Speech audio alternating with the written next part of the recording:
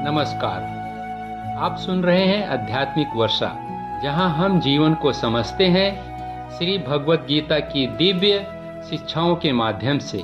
आज हम प्रवेश कर रहे हैं ध्यान योग में। गीता का छठा अध्याय। यह अध्याय हमें सिखाता है कि मन को कैसे साधा जाए, कैसे अपने भीतर शांति पाई जाए और कैसे आत्मा को परमात्मा से जोड़ा जाए। भगवान श्री कृष्ण यहाँ बताते हैं कि सच्चा योग केवल आसन नहीं, बल्कि मन की स्थिरता, वैराग्य और निरंतर अभ्यास है। तो आइए मन को शांत करें, विचारों को स्थिर करें और इस दिव्य ज्ञान की यात्रा में हमारे साथ जुड़ें। आध्यात्मिक वर्षा, जो एक ज्ञान का संगम है, उसमें आपका स्वागत है। आज हम श्रीमद् भगवत गीता के विशाल ज्ञान सागर में एक गहरी डुबकी लगाने जा रहे हैं। हम एक ऐसे श्लोक को समझेंगे जो केवल आध्यात्मिक साधकों के लिए ही नहीं, बल्कि आज के दौर में जो शांति, निर्भयता और एकाग्रता खोज रहे हैं, उनके लिए भी एक मार्गदर्शक है। बिल्कुल, और ये हर व्यक्ति के लिए है। ये कोई अमूर्त फिलॉसफी नहीं है, बल्कि एक बहुत ही practical step by step guide है। तो चलिए सीधे उस क्षण में चलते हैं। श्रीमद् भगवत गीता अध्याय 6। हाँ, अध्याय 6, ध्यान योग। और श्लोक संख्या 14। इसका संदर्भ ही इसे इतना शक्तिशाली बना देता है ना? एक तरफ कुरुक्षेत्र का युद्ध का मैदान और दूसरी तरफ मन की शांति की बात। यही तो गीता का सौंदर्य है। ये ज्ञान किसी शांत आश्रम में नहीं दिया जा रहा, ये जीवन की सबसे बड़ी उथल पुथल के बीच में आ रहा है। और अर्जुन की जो मानसिक स्थिति है उस समय, वो तो पूरी तरह से अशांत और भय से भरी हुई है। हाँ, वो अपने समय के सबसे बड़े योद्धा हैं, लेकिन अपने ही परिवार के खिलाफ लड़ने के विचार से वो भावनात्मक रूप से टूट चुके हैं। उनका मन भ्रमित है पूरी तरह से। और ठीक इसी समय भगवान श्री कृष्ण उन्हें युद्ध की तकनीक नहीं, बल्कि जीवन जीने की, अपने मन पर विजय पाने की कला सिखा रहे हैं। तो ये श्लोक उसी तैयारी का एक ब्लूप्रिंट है। एकदम सही शब्द है, ब्लूप्रिंट।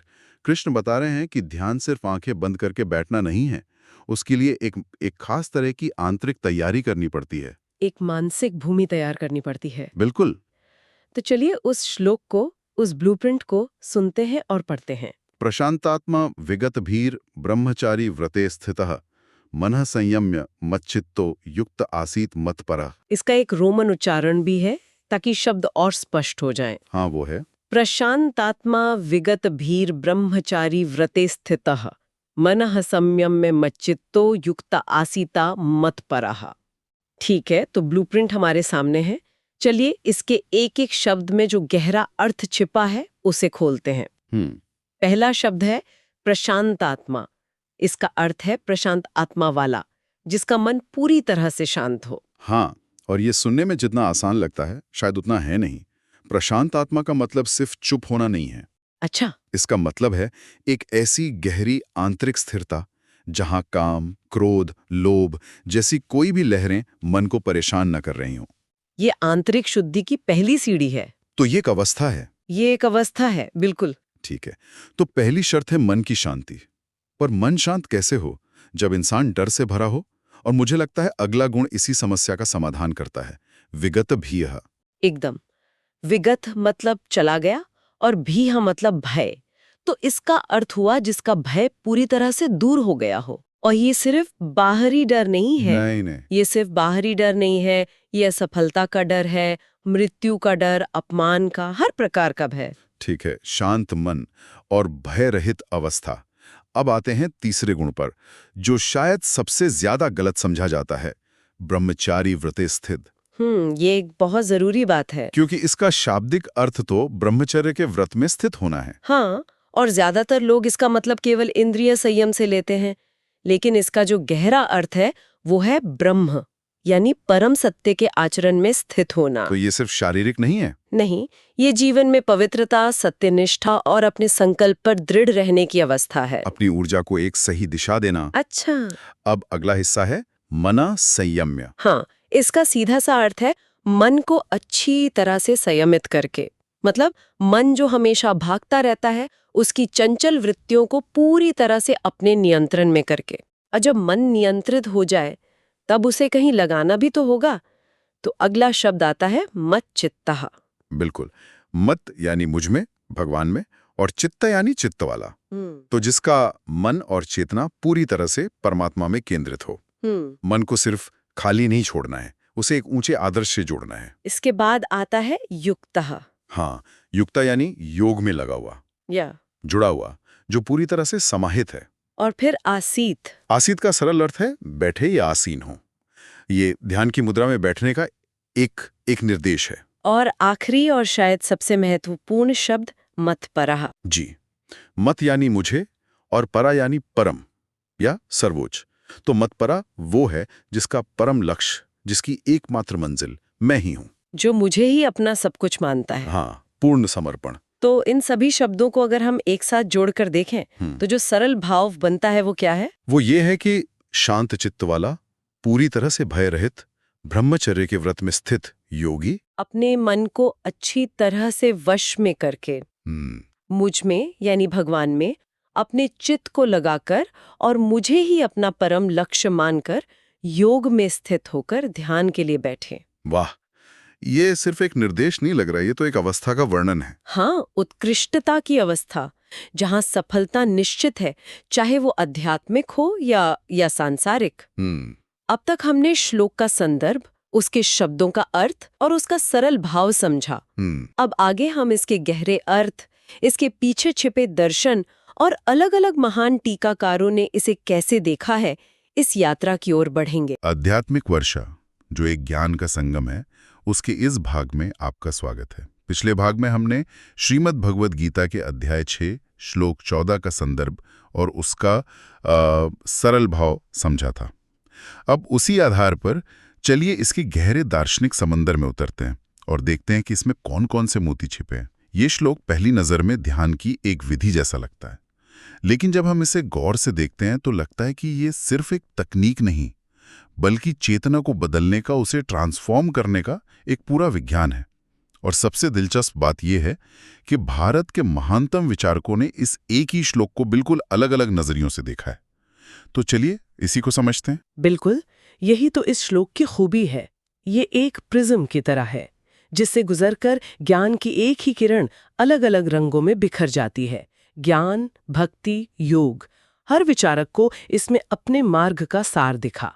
सबसे पहले अगर हम ज्ञान मार्ग के शिखर पुरुष आदि शंकराचार्य की बात करें तो उनके लिए ये श्लोक परम ज्ञान की अवस्था का वर्णन है। अच्छा, तो उनके हिसाब से प्रशांत आत्मा यानी मन की परम शांति, ये कैसे मिलती है?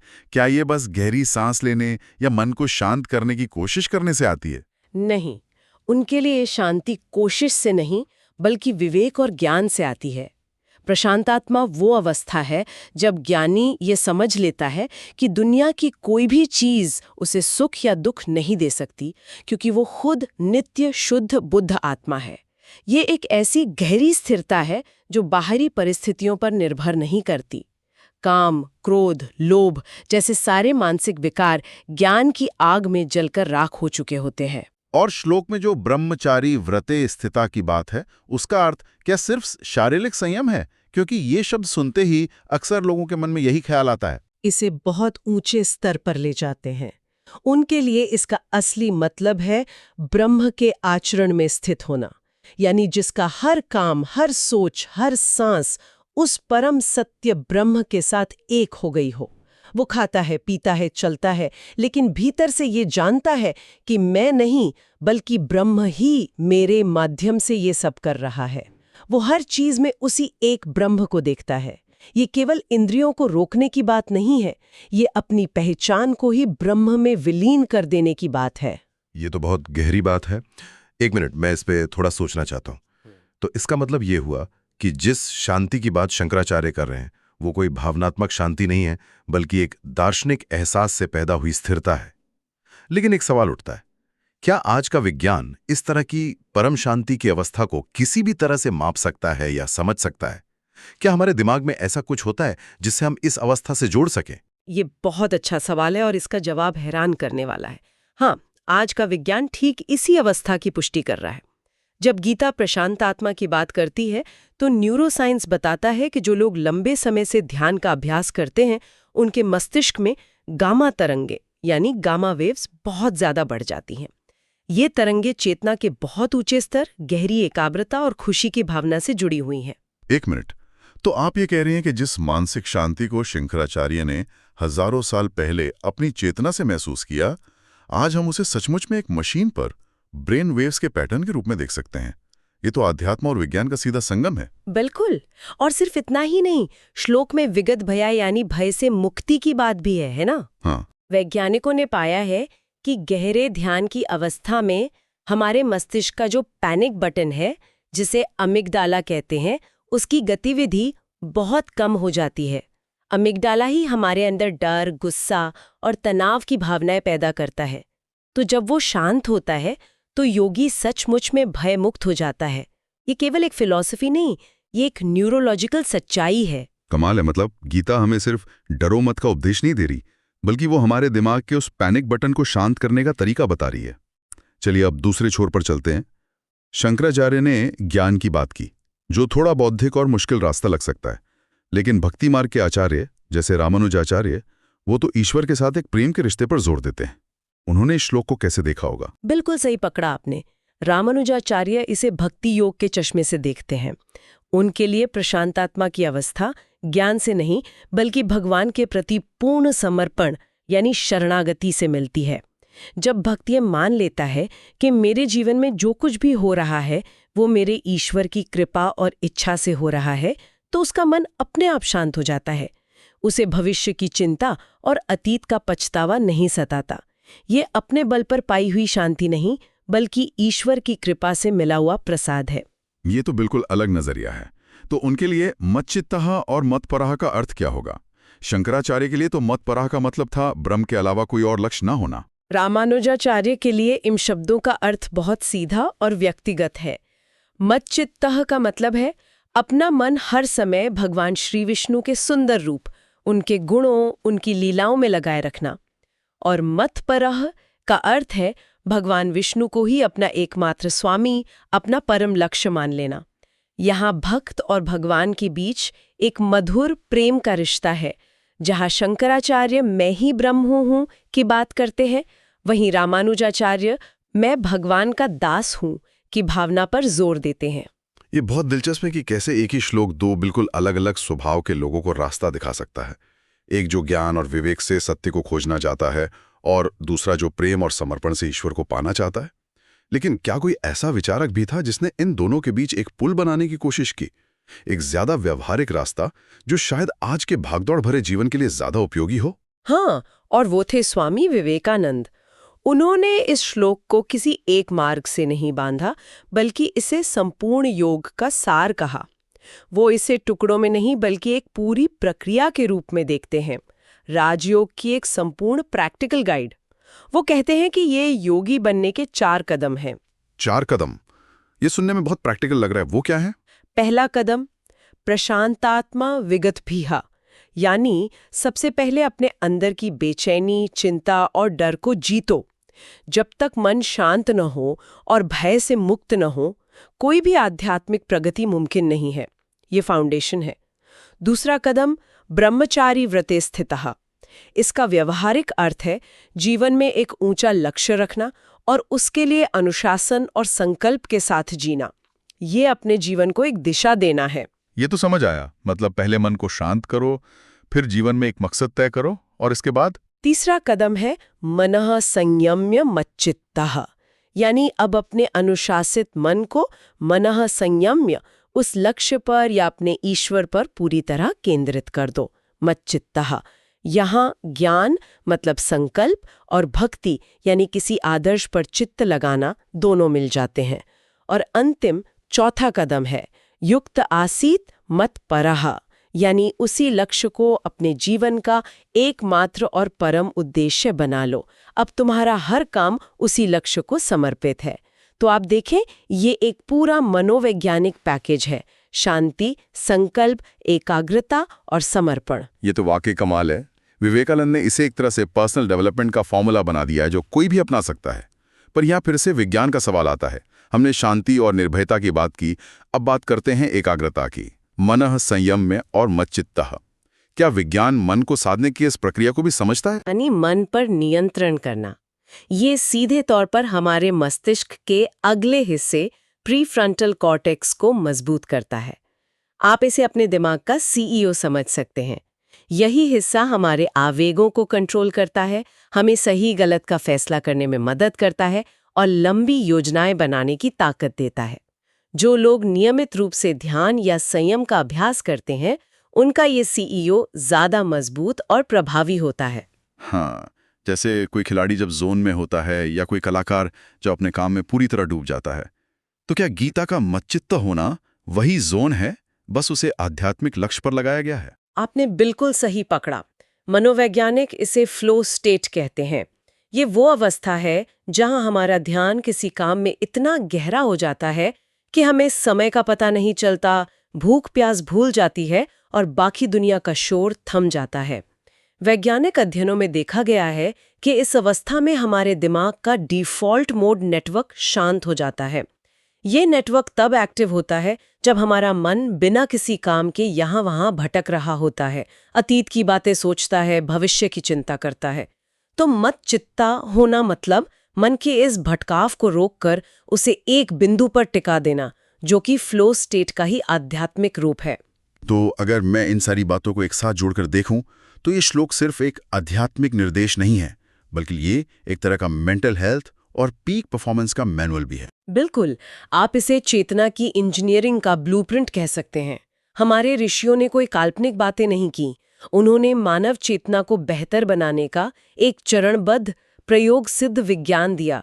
पहले शांति लाओ, फिर निर्भय बनो, फिर संकल्प को दृढ़ करो, फिर मन को एक लक्ष्य पर केंद्रित करो और अंत में उसी लक्ष्य के प्रति समर्पित हो जाओ। ये एक पूरा वैज्ञानिक प्रोटोकॉल है जो आज भी उतना ही प्रासंगिक है। ये सचमुच आंखें खोल देने वाला है। जहां आज की दुनिया मानसिक स्वास्थ्य के लिए अलग अलग उपचार और थेरेपी दे रही है, वहीं गीता का ये एक श्लोक एक पूरा समग्र मॉडल पेश करता है। ये सिर्फ बीमारी को ठीक करने की बात नहीं करता, बल्कि इंसान को भीतर से स्वस्थ, संतुलित और अपनी क्षमताओं के शिखर पर पहुंचाने का रास्ता दिखाता है। सही कहा, ये एक प्रिवेंटिव और पॉजिटिव मॉडल है। ये सिर्फ समस्याओं को हल नहीं करता, बल्कि जीवन की गुणवत्ता को बढ़ाता है। ये हमें सिखाता है कि हम अपने मन के गुलाम नहीं, बल्कि उसके मालिक बन सकते हैं। और ये सिर्फ साधु संतों के लिए नहीं है, ये हर उस इंसान के लिए है जो अपने जीवन को ज्यादा शांत, केंद्रित और पर्पसफुल बनाना चाहता है। लेकिन ये श्लोक और इसका विज्ञान केवल समझने या जानने के लिए नहीं है। असली बात तो यह है कि इस गहरे ज्ञान को अपनी रोजमर्रा के जीवन में, अपनी भागदौड़ के बीच कैसे उतारा जाए। अब अगले भाग में हम इसी पर बात करेंगे कि इन महान सिद्धांतों को छोटे छोटे व्यवहारिक कदमों में कैसे बदला जा सकता है, जिन्हें कोई भी अपनी जिंदगी में अपना सके। आध्यात्मिक वर्षा की इस ज्ञान की दुनिया में आपका एक बार फिर स्वागत है। पिछली बार हमने इस श्लोक के शब्दों की परतों को खोला था, उसके गहरे अर्थ को समझा था। लेकिन ज्ञान अगर किताबों में या सिर्फ चर्चाओं में रह जाए तो वो अधूरा है। बिल्कुल। असली सवाल तो ये है कि इसे जिया कैसे जाए। बिल्कुल। तो चलिए आज इस पर बात करते हैं कि इस श्लोक की सीख हमारी रोजमर्रा की भाग दौड़ भरी जिंदगी को, हमारे रिश्तों को, हमारे काम को कैसे बदल सकती है। और यही इस श्लोक की सबसे बड़ी खूबसूरती है। ये कोई पहाड़ की गुफा में बैठ के करने वाला अभ्यास नहीं है। ये तो ट्रैफिक में फंसे हुए, ऑफिस की डेडलाइन पूरी करते हुए और परिवार की जिम्मेदारियां निभाते हुए जीने का एक विज्ञान। मतलब ये हर भूमिका को एक नई गहराई देता है। जी। तो फिर शुरुआत खुद से ही करते हैं। व्यक्तिगत स्तर पर आजकल हर कोई मेंटल पीस की बात करता है, पर मिलती किसी को नहीं। इस आंतरिक शांति मतलब प्रशांतात्मा को हम अपनी असल जिंदगी में कैसे लाएं? इसके लिए श्रोत में एक बहुत ही सरल रास्ता बताया गया है। सुबह उठकर फोन देखने से पहले बस 5 मिनट, केवल 5 मिनट अपनी सांसों के साथ बैठना। श्वास सजगता। हाँ, श्वास सजगता। बस अपनी आती जाती सांस पर ध्यान दें। मन में विचार आएंगे, उन्हें रोकना नहीं है, उनसे लड़ना भी नहीं है। बस एक साक्षी की तरह देखना है, जैसे आसमान में बादल आ रहे हैं और जा रहे हैं। सुनने में बहुत अच्छा लगता है, पर कई लोगों को ये लग सकता है कि क्या सिर्फ 5 मिनट सांस लेने से सालों का तनाव और चिंता सच में कम हो सकते हैं? आपका सवाल बहुत वाजिब है। ये कोई जादुई गोली नहीं है। ये एक मांसपेशी की तरह है, जिसे रोज थोड़ा थोड़ा ट्रेन करना पड़ता है। अच्छा। जब आप शांत होते हैं तब आप इसका अभ्यास करते हैं, ताकि जब अशांति का क्षण आए तो आपका मन इस रास्ते को पहचानता हो। ठीक है, तो ये एक तरह की मानसिक तैयारी है। बिल्कुल। अब आते हैं दूसरे गुण पर, विगत भय यानी निर्भयता। डर तो हमारी जिंदगी का हिस्सा है। नौकरी खोने का डर, किसी को खोने का डर, इनसे कैसे मुक्त हों? यहाँ स्रोत एक बहुत ही शक्तिशाली मनोवैज्ञानिक तकनीक देता है। अपने किसी एक डर को, मान लीजिए सबके सामने बोलने का डर, एक कागज पर लिखिए। फिर पूरी ईमानदारी से उसके सबसे बुरे परिणाम के बारे में सोचिए। क्या होगा? शायद लोग हंसेंगे। जब आप उस सबसे बुरे परिणाम को कागज पर उतार देते हैं तो उसका जो काल्पनिक राक्षस वाला रूप है वो खत्म हो जाता है। मतलब डर का भ्रम टूट जाता है। हाँ, आप देखते हैं कि आपका डर असलियत से कहीं ज्यादा बड़ा था। ये तो बहुत कुछ मॉडर्न साइकोलॉजी की कॉग्निटिव बिहेवियरल थेरेपी या सीबीटी जैसा लग रहा है। आपने बिल्कुल सही पकड़ा। सीबीटी में इसे एक्सपोजर थेरेपी भी कहते हैं। ये श्लोक हजारों साल पहले उसी मनोवैज्ञानिक सत्य की बात कर रहा था। कमाल है। यानी हमारी भावनाएं हमारे नियंत्रण में आ सकती हैं। अब तीसरे गुण पर आते हैं जो मुझे हमेशा थोड़ा उलझाता है, ब्रह्मचार्य व्रते स्थितः। आमतौर पर लोग इसका मतलब सिर्फ शारीरिक संयम से लगाते हैं, पर यहाँ इसका क्या मतलब है? यहाँ इसका अर्थ बहुत गहरा और व्यापक है। ब्रह्मचार्य का शाब्दिक अर्थ है ब्रह्म में आचरण करना, मतलब अपनी ऊर्जा को किसी ऊंचे लक्ष्य की ओर लगाना। अच्छा। जब आप दिन का एक छोटा सा संकल्प लेते हैं, जैसे आज मैं गुस्सा नहीं करूंगा या आज मैं जंक फूड नहीं खाऊंगी, तो आप अपनी ऊर्जा को बिखरने से बचाकर अपने संकल्प में लगा रहे हैं। तो यही असली ब्रह्मचारी वृत्ति है। जी, यह इच्छा शक्ति को मजबूत करने का व्यायाम है। संकल्प लेना तो मतलब संकल्प लेना आसान है, पर उसे निभाना सबसे मुश्किल। इस संकल्प को टिकाऊ बनाने का कोई राज है इसमें? राज है छोटे कदमों में। हम अक्सर बहुत बड़े बड़े संकल्प ले लेते हैं। स्रोत की सीख है कि शुरुआत छोटी करो, एक दिन का या बस 1 घंटे का संकल्प। जब आप उसे पूरा करते हैं तो आपके अंदर एक आत्मविश्वास पैदा होता है। ये छोटी छोटी जीतें ही आपके संकल्प शक्ति को फौलाद बना देती हैं। सही बात है। अब आते हैं मन के भटकाव पर। मन संयम्य यानी मन पर नियंत्रण। मेरा मन तो काम करते करते 10 अलग अलग दिशाओं में भागता है। इस पर काबू पाने का कोई व्यावहारिक तरीका? इसके लिए एक बहुत प्रसिद्ध आधुनिक तकनीक है जो इस सिद्धांत से सीधी जुड़ी है, पोमोडोरो तकनीक। पोमोडोरो, हाँ मैंने सुना है। 25 मिनट के लिए टाइमर लगाएं और तय करें कि इस दौरान आप सिर्फ एक ही काम पर फोकस करेंगे। कोई फोन नहीं, कोई ईमेल नहीं। फिर 5 मिनट का ब्रेक। मैंने ये इस्तेमाल करने की कोशिश की है, लेकिन अक्सर वो 5 मिनट का ब्रेक 15 मिनट की सोशल मीडिया स्क्रॉलिंग में बदल जाता है। हाँ। क्या श्लोक का आखिरी हिस्सा मत चित्तो मत परा यानी एक निश्चितता इसमें मदद कर सकता है? बिल्कुल। मच्चित्तो मत्परा का मतलब है अपने मन को किसी एक परम लक्ष्य से जोड़ देना। जब आप अपने काम को सिर्फ पैसे कमाने का जरिया नहीं बल्कि एक सेवा, एक यज्ञ मानते हैं तो आपका नजरिया बदल जाता है। तो फिर वो ब्रेक भी उस बड़े लक्ष्य का हिस्सा बन जाता है। हाँ, मन को ताजगी देने के लिए। तब सोशल मीडिया का आकर्षण फीका पड़ने लगता है। वाह। मतलब व्यक्तिगत स्तर पर यह श्लोक हमें शांत, निर्भय, संकल्पवान, अनुशासित और एकनिष्ठ बनाता है। ये तो आज के दौर की एंग्जाइटी और डिप्रेशन का एक पूरा समाधान सूत्र लगता है। जी। अब अगर हम इस शांति को अपने बाहर, अपने रिश्तों में लाना चाहें तो परिवार में, दोस्तों के साथ? बहुत अच्छा सवाल है, क्योंकि हम अकेले नहीं जीते। हमारी शांति तभी पूरी होती है जब हमारे रिश्ते स्वस्थ हों। सही बात है।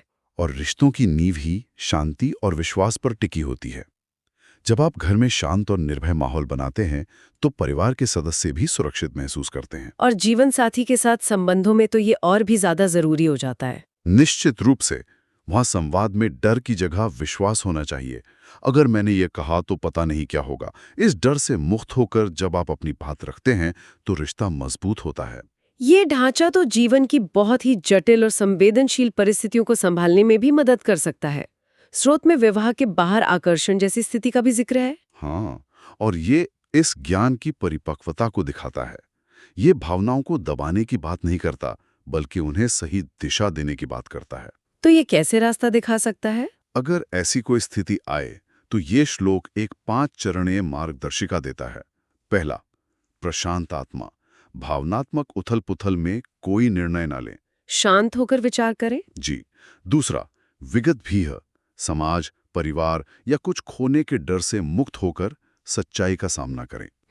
तीसरा, ब्रह्मचारी व्रते। अपनी प्रतिज्ञा, अपने दायित्वों के पवित्र संकल्प को याद करें।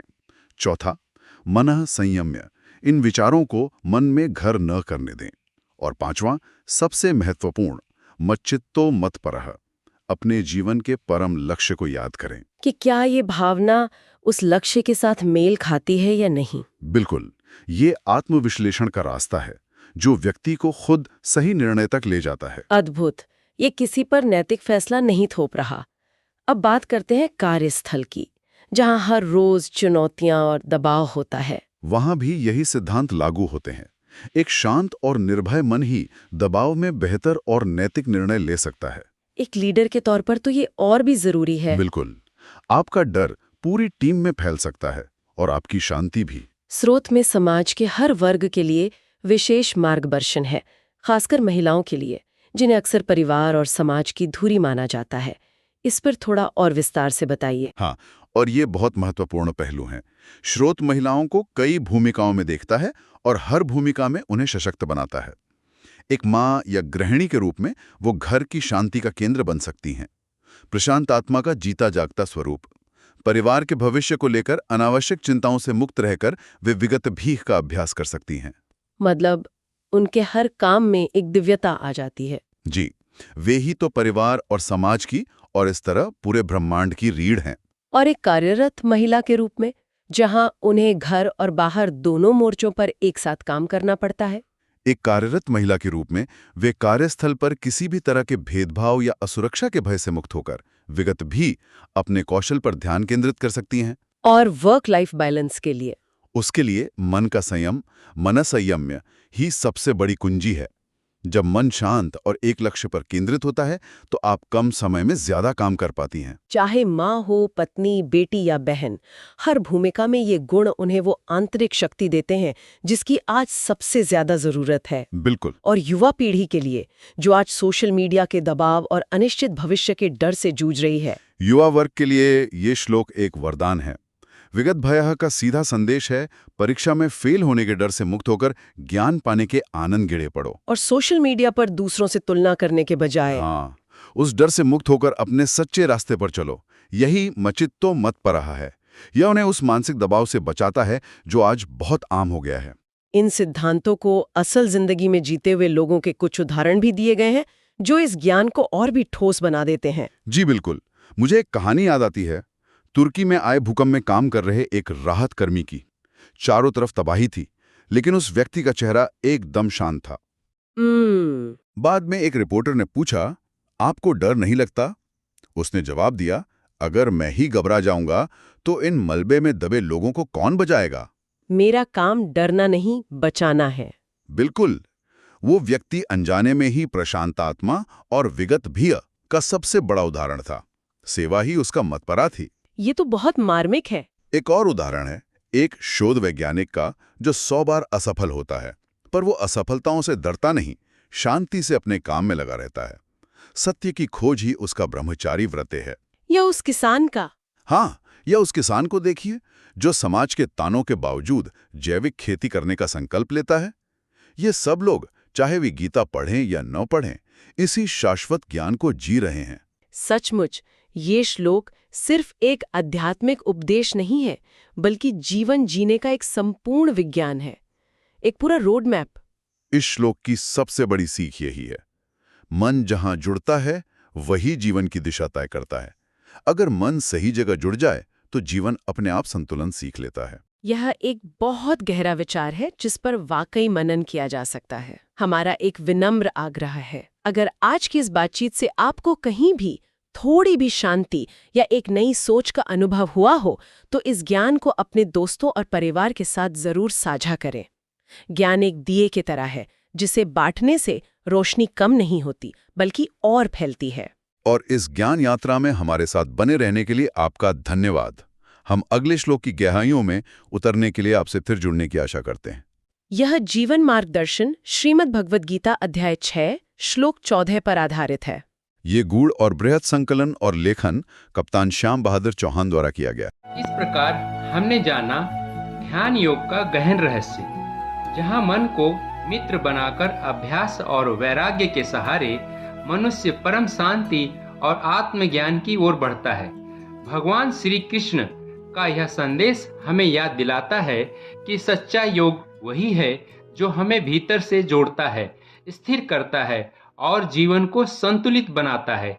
यदि आपको यह प्रस्तुति उपयोगी लगी हो तो वीडियो को लाइक करें, शेयर करें और आध्यात्मिक वर्षा परिवार से जुड़ने के लिए चैनल को सब्सक्राइब करना न भूलें।